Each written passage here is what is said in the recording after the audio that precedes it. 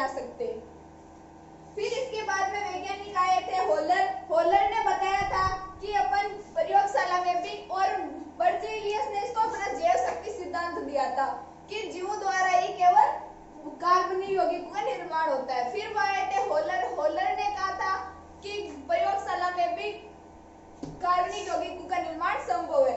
तो होलर ने कार्बनिक यौगिकों का निर्माण करने के लिए सबसे पहले कार्बनिक पदार्थ अमोनियम सल्फेट और पोटेशियम साइनेट को, अमोनियम सल्फेट और पोटेशियम साइनेट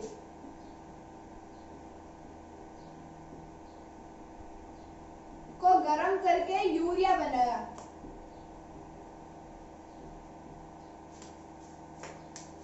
तो इसकी जो रिएक्शन होती है वो इंपॉर्टेंट है, एग्जाम में भी पूछी जाती है।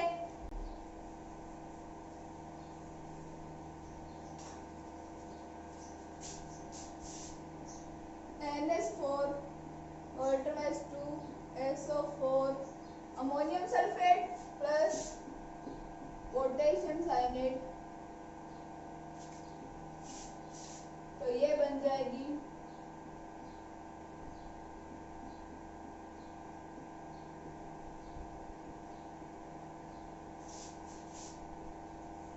ये हो गया अमोनियम साइनेट।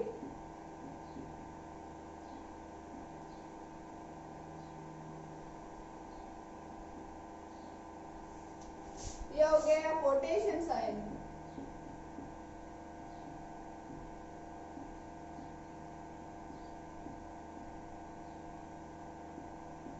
और ये हो गया अमोनियम सल्फेट।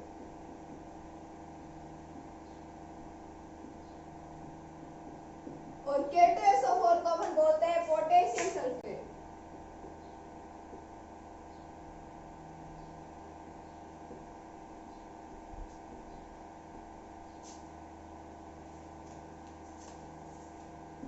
तो अपन ने देखा कि सबसे पहले कार्बनिक यौगिकों के लिए जब अपना जैव शक्ति सिद्धांत बर्जीलियस ने 1815 ईस्वी में दिया। बर्जीलियस ने बताया था कि कार्बनिक पदार्थों का निर्माण केवल जीवधारियों से ही संभव है। लेकिन बाद में वैज्ञानिक आए थे होलर। होलर ने बताया कि कार्बनिक पदार्थों का निर्माण अपन प्रयोगशाला में कृत्रिम रूप से भी कर सकते हैं। तो होलर ने बर्जीलियस के जैव शक्ति सिद्धांत का खंडन कर दिया और होलर ने सबसे पहले कार्बनिक पदार्थों की क्रिया जैसे अमोनियम सल्फेट और पोटेशियम साइनेट को गर्म करके यूरिया बनाया। तो NH4 CNO इसको गर्म किया तो NH2 CO NH2, ये होता है यूरिया का सूत्र। क्योंकि इसमें कार्बन आ रहा था, ये कार्बनिक पदार्थ हो गया NH2 CO NH2, यूरिया कार्बनिक यौगिक।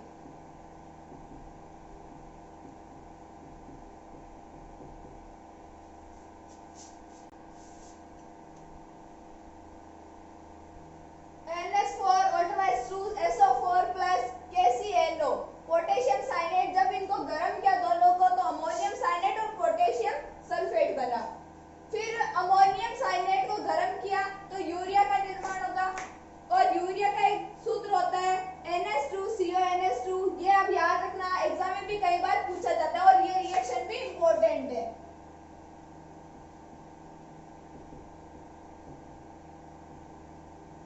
आप पहले इसको नोट डाउन कर लीजिए, फिर देखते हैं अपन आगे।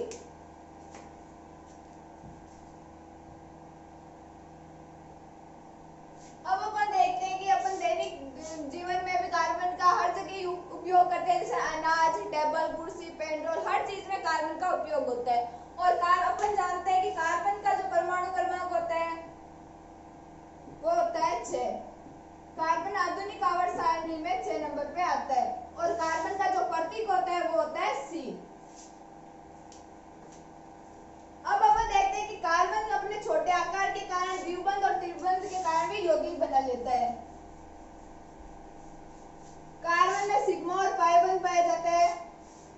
जैसे अपन ने देख लिया कार्बन, एक एग्जांपल कार्बन और कार्बन का।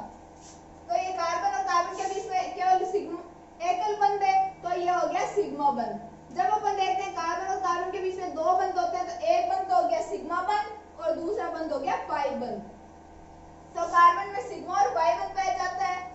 फिर इसके बाद में अपन देखते हैं कार्बन परमाणु की विशेषताएं।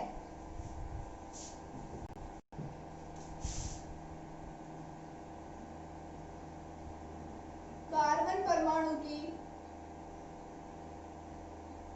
विशेषताएं।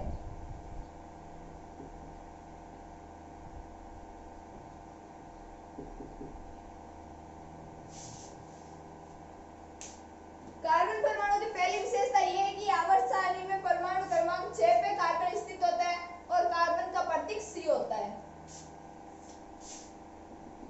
परमाणु क्रमांक 6 और प्रतीक C। फिर इसके बाद इसका सेकंड पॉइंट आता है कि कार्बन का इलेक्ट्रॉनिक विन्यास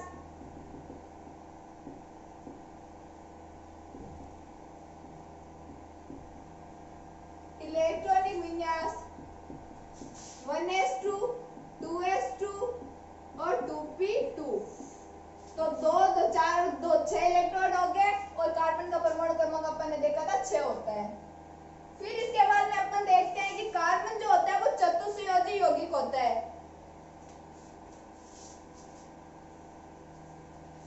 कार्बन की संयोजकता 4 होती है।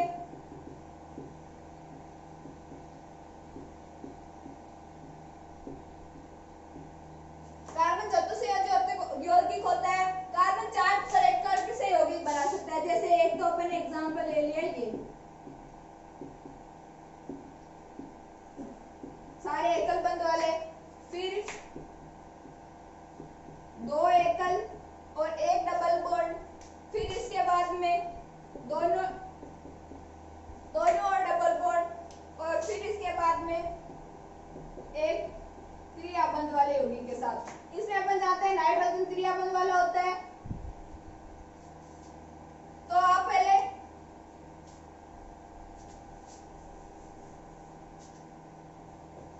सबसे पहले अपन इसमें एग्जांपल देखते हैं। इसका फर्स्ट पॉइंट आता है CH4।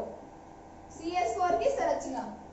तो CH4 में ये कार्बन हो गया बीच में और 4 हाइड्रोजन है, तो ये हो गए 4 हाइड्रोजन। ये हो गई CH4 मेथेन की संरचना। CH4 को अपन बोलते हैं मेथेन। इसको अपन मेथेन क्यों बोलते हैं ये अपन आगे पढ़ेंगे। मेथेन की संरचना।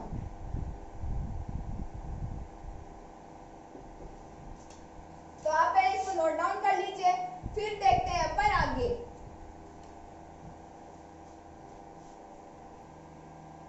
अब अपन देखते हैं आगे 2 एकल संयोजी एक है और 1 द्विसंयोजी बंध।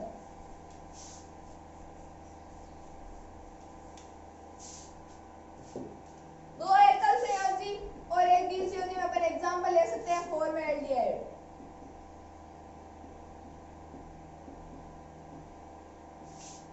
HCHO। इसमें जो ऑक्सीजन होता है वो तो होता है द्विबंध और हाइड्रोजन हो गया एकल बंध। फिर इसके बाद में अपन देखते हैं 1 एकल बंध और 1 त्रिसंयोजी। तो उसमें अपन एग्जांपल ले सकते हैं HCNO, HCN हाइड्रोसाइनो अम्ल। 1 एकल बंध फिर 1 त्रिसंयोजी।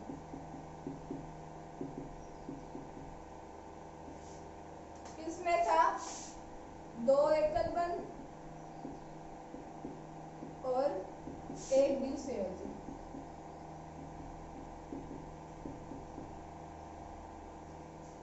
इसमें अपन HCN देखते हैं तो H और ये हो गया CN। अपन जानते हैं कि जो हाइड्रोजन वो नाइट्रोजन जो होता है वो होता है त्रिसंयोजी, तो हो गया ये HCN। फिर अपन इसके बाद में फोर्थ पॉइंट देखते हैं दोनों द्विसंयोजी।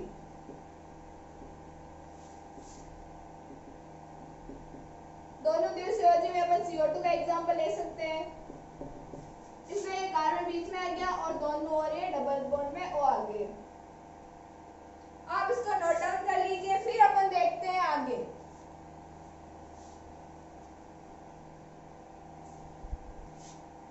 अब अपन देखते हैं इसका पांचवा पॉइंट, कार्बन की ज्यामिति जो होती है वो समचतुष्फलक की होती है। इसमें जो कार्बन होता है वो केंद्र में स्थित होता है और इस कार्बन का बंध कोण होता है 109 डिग्री और 28 मिनट।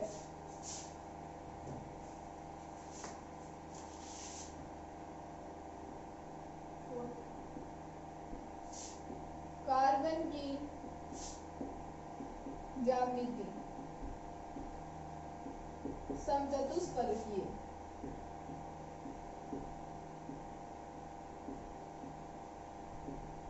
और इसमें जो कार्बन होता है वो बीच में स्थित होता है केंद्र में और इसका बंध कोण होता है 109 डिग्री और 28 मिनट। अब इसके बाद में अपन देखते हैं कि समचतुष्फलकीय होता है क्या है। समचतुष्फलकीय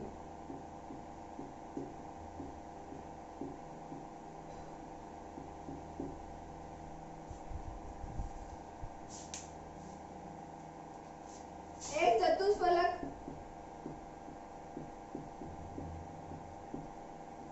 जिसमें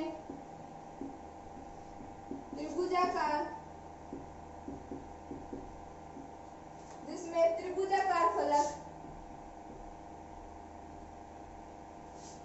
उपस्थित हो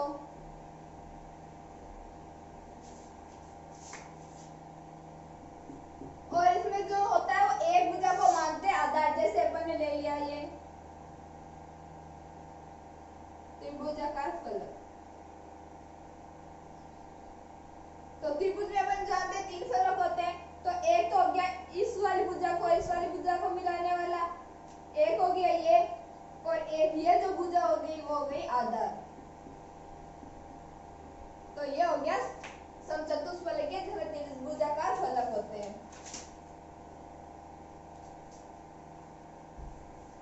त्रिभुजाकार फलक को उनमें से एक को आधार मानते हुए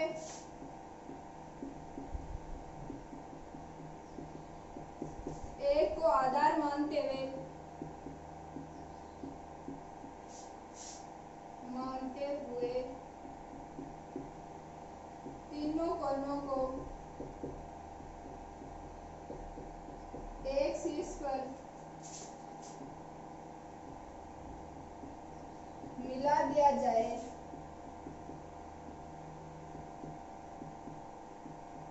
तो 3 त्रिभुजाकार फलक बन जाए। इस संपूर्ण ज्यामिति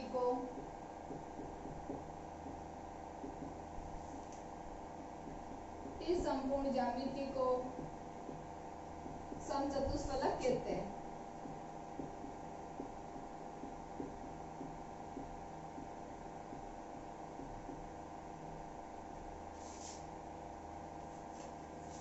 कार्बन की ज्यामिति समचतुष्फलकीय है। फिर अपन ने देखा कार्बन का बंध कोण 109 डिग्री और 28 मिनट।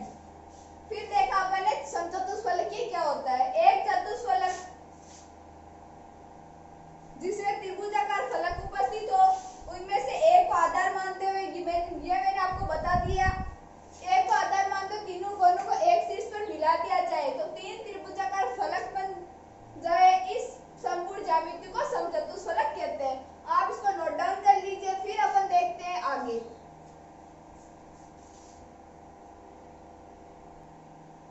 अब अपन देखते हैं बंध कोण। तो निकटवर्ती बंधु के बीच के कोण को बोलते हैं बंध कोण। और अपन ने देख लिया मीथेन का बंध कोण होता है 109 डिग्री और 28 मिनट और इसकी ज्यामिति होती है समचतुष्फलकीय। बंध कोण तो निकटवर्ती बंधु के बीच के कोण को बोलते हैं बंध कोण। और मीथेन का बंध कोण होता है, मीथेन का सूत्र होता है CH4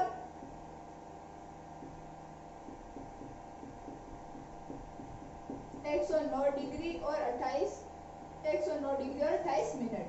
फिर अपन देखते हैं मीथेन की समचतुष्फलकीय संरचना। तो ये हो गया कार्बन और ये हो गया हाइड्रोजन। मीथेन में 4 हाइड्रोजन है, तो ये हो गए 4 हाइड्रोजन। अब देखो ये बन गई ना त्रिभुजाकार संरचना।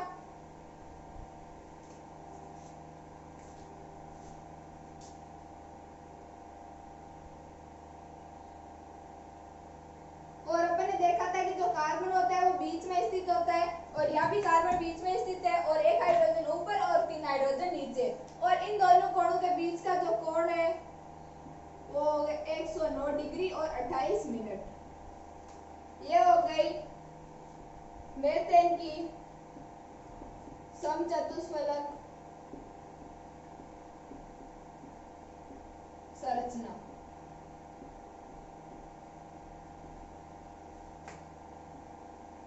आप इसको नोट डाउन कर लीजिए। फिर देखते हैं अपन आगे। अब अपन देखते हैं इसका 5वां पॉइंट। तो कार्बन में एक विशेष गुण पाया जाता है कि जो कार्बन होता है वो कार्बन कार्बन से जुड़कर साखित चक्रीय संरचना बना लेता है, जिसको संकलन का गुण कहते हैं। इसका पॉइंट लिख सकते हो कि कार्बन में संकलन का गुण पाया जाता है।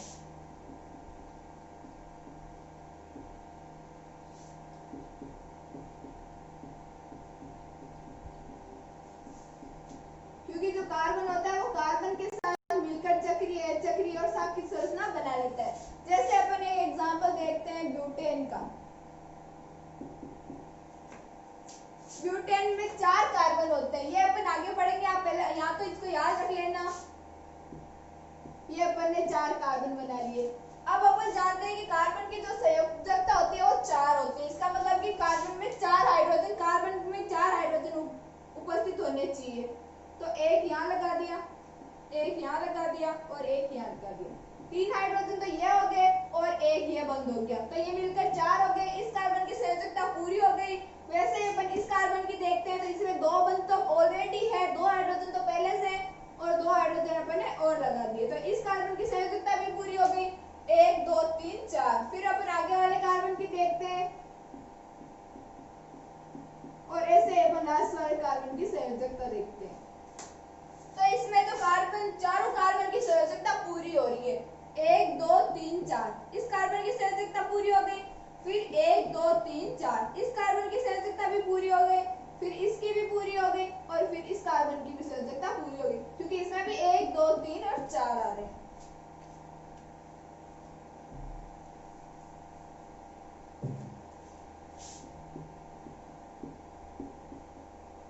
ब्यूटेन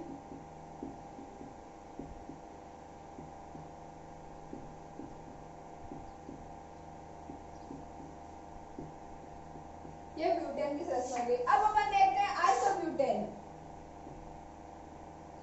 इसको अपन आइसो क्यों बोलते हैं ये भी अपन आगे पढ़ेंगे।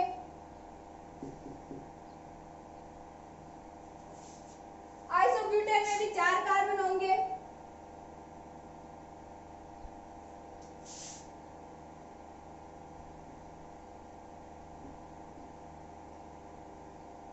इसमें अपन ये श्रृंखला ऐसे बना ली, इसके अपन साखित श्रृंखला बनाते हैं। तो इसमें भी अपन जानते हैं कि कार्बन की संयोजकता 4 होती है, एक बंद है तो एक हाइड्रोजन है, अपन इसमें 3 की कमी है तो ये 3 लगा देंगे। फिर इस कार्बन की 1 2 और 3 तो कंप्लीट हो रहे हैं, इसमें एक ही कमी है तो अपन यहाँ 1 लगा देंगे। और इस कार्बन के साथ एक ही बंद बना हुआ है, 3 हाइड्रोजन कम है तो अपन 3 हाइड्रोजन लगा देंगे। और इस कार्बन में भी वैसे ही। तो ये हो गई आइसोब्यूटेन की संरचना। अब अपन पहले आप इसको नोट डाउन कर लीजिए। फिर अपन देखते हैं एरोमेटिक यौगिकों की संरचना।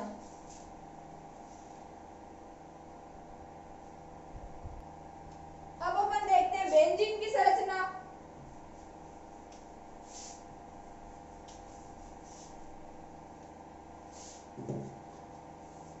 तो बेंजीन का सूत्र होता है C6H6। कार्बन भी 6 और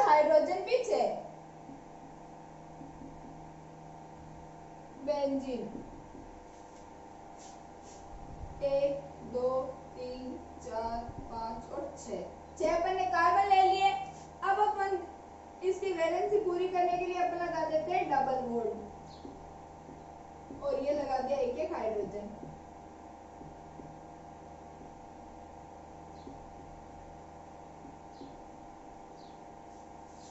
अब अपन ने देखा कार्बन की संयोजकता 4 होती है तो 1 2 3 और 4 इस कार्बन की पूरी हो रही है। फिर 1 2 3 4 इसकी भी पूरी हो रही है।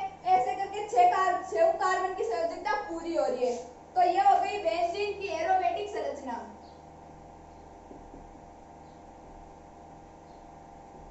बेंजीन की संरचना।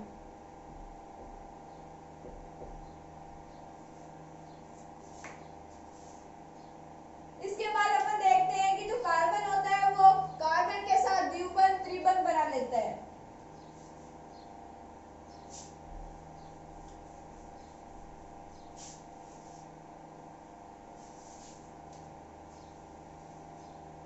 कार्बन परमाणु से जुड़कर एकल बॉन्ड, डबल बॉन्ड और ट्रिपल बॉन्ड बना लेता है।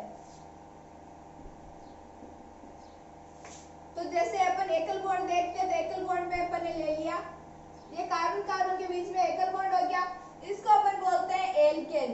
जब कार्बन और कार्बन के बीच में सिंगल बॉन्ड उपस्थित होता है उसको बोलते हैं एल्केन।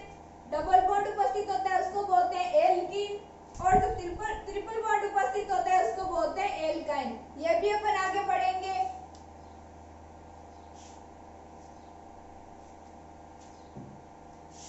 एल्केन हो गया, ये एक बंद है 3 हाइड्रोजन लगा दिए। इस कार्बन की संयोजकता पूरी हो गई, इसके साथ एक बंद है 3 हाइड्रोजन लगा दिए तो इसकी संयोजकता भी पूरी हो गई। इसमें बीच में डबल बॉन्ड है, अब बस 2 तो है 2 हाइड्रोजन और लगा दिए। इसमें ट्रिपल बॉन्ड है 3 तो है और 1 हाइड्रोजन और लगा दिया तो इसकी संयोजकता भी पूरी हो गई। तो यह हो गया एल्केन, यह हो गया एल्कीन और यह हो गया एल्काइन।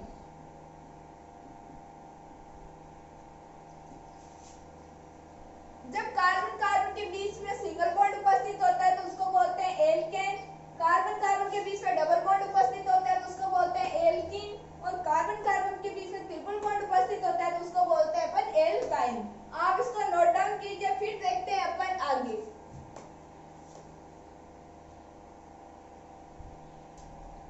अब अपन देखते हैं आगे कार्बन जो होता है उसकी संयोजकता हाइड्रोजन का विद्युत ऋणता जो होती है वो हाइड्रोजन के लगभग बराबर होती है।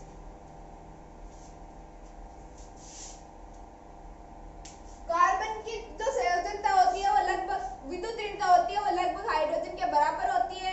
इसलिए जो कार्बन और हाइड्रोजन होते हैं वो आपस में सहयोग करके सहसंयोजक बंध बना लेते हैं। जैसे अपन देखते हैं CH4 की इलेक्ट्रॉन बिंदु संरचना। यह संरचना बहुत इंपॉर्टेंट है, एग्जाम में भी कई बार पूछी जाती है।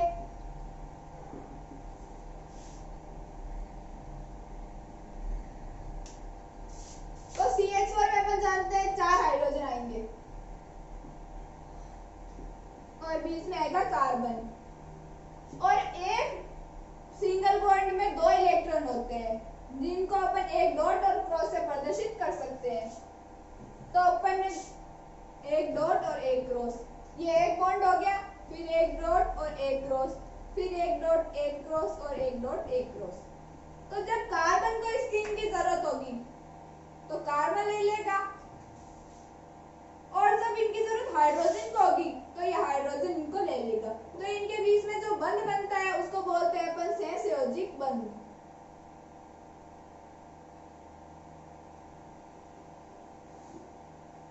और ये होती है मेथेन की इलेक्ट्रॉन बिंदु संरचना। मेथेन की इलेक्ट्रॉन बिंदु संरचना एग्जाम में कई बार पूछी जाती है तो आप इसको याद कर लेना। अब अपन देखते हैं मेथेन की सिंबल संरचना। मेथेन में 4 कार्बन होते हैं, एक कार्बन होता है और 4 हाइड्रोजन होते हैं। यह हो गई मेथेन की संरचना। CH4 को मेथेन बोलते हैं, ये मैंने आपको पहले ही बता दिया।